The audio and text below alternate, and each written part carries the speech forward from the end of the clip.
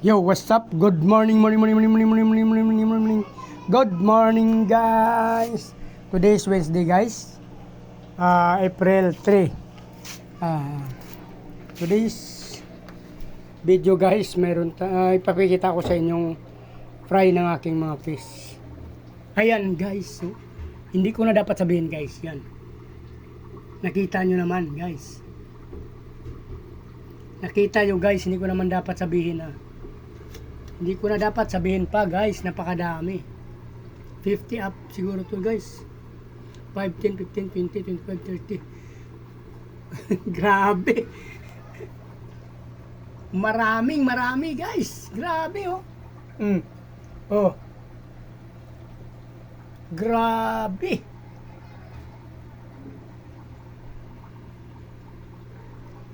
Sana lumabas yung totoong RDSS nito, guys. Meron kasing isang yellow list dyan. Yung sa kanyang female.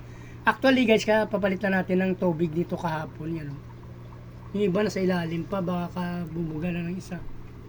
Hindi ko alam kung dalawang nagbuga dito. Since sobrang dami nila, guys. Ang female natin kasi dyan, guys, 5 piraso. 2, 4, 5. 5 piraso, guys, oh. So, hindi natin alam kung ilang na nagbuga dito, guys. Yan. Dalawang female ba o isa lang. At the same time, guys, mayroon pang isa dito. Yan, o. Ay, no. Sorry, hindi yan. Ito pala, guys. Saan ba yun? Nakita akong fry kanina. Ayun, o. Yun, o. Yan. May fry pa dyan, guys. So itong napakarami, tapos may pangalawa, meron pa tayo dito, guys, isa sa ating muli.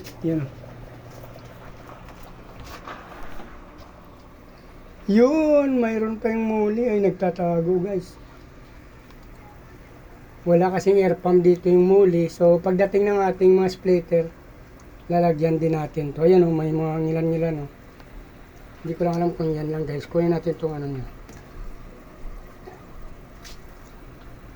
Yun. Sobrang labo na dito, guys, kasi dati nilagyan ko ng plants ito. So yung ibang buhangin at lupa bumaba na dyan, guys. Yan, yan, may mga fry na rin, guys, dyan. Pero kukunin natin yan kahit ilang piraso lang yan para hindi na nila kainin. Hindi natin alam kung kumain na naman sila, oh.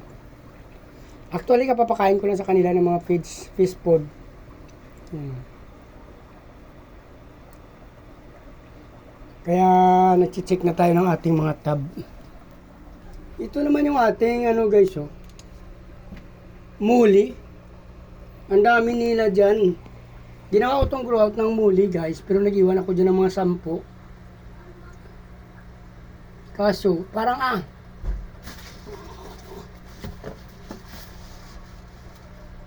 ang tagal na nila, hindi pa rin sila nagbi-breed. Alam ko kasi lumalaki pa yan ng todo, guys, eh. So mag-antay pa tayo ng 1 month to 2 months bago sila siguro mag-breed. Yan, dami yan, oh. Lahat na kulay ganyan kasi dyan, parang multicolor. Hindi ko na sila tinanggal dyan. Kasi dati kong grow out to, pero hindi ko na tinanggal yung mga muli na yan. Kasi yan ang mga mas mabilis out dito, guys. May air pump. Ito kasing mas mabilis dito kasi 10 pesos lang yan.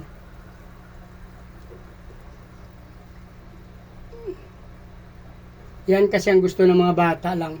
Sa mga bata lang yan, guys, muli. So 10 pesos lang. Meron pa nga akong short body na red, 5 peso. Yun ang madalas binibili ng mga bata.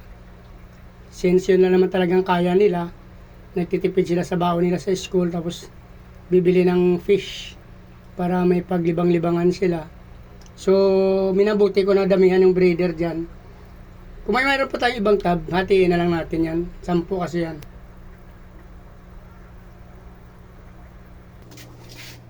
So ito na lang, guys, kukunin ko na lang to since wala tayong tagahawak at wala tayong cellphone holder ngayon. Bago malubat yung flashlight natin, kukunin na natin to. kung natapos nyo yung video na to at nagustuhan nyo, please like, follow, subscribe my YouTube channel guys. Sama nyo na rin yung notification bell para updated kayo sa mga ina-upload ko araw-araw.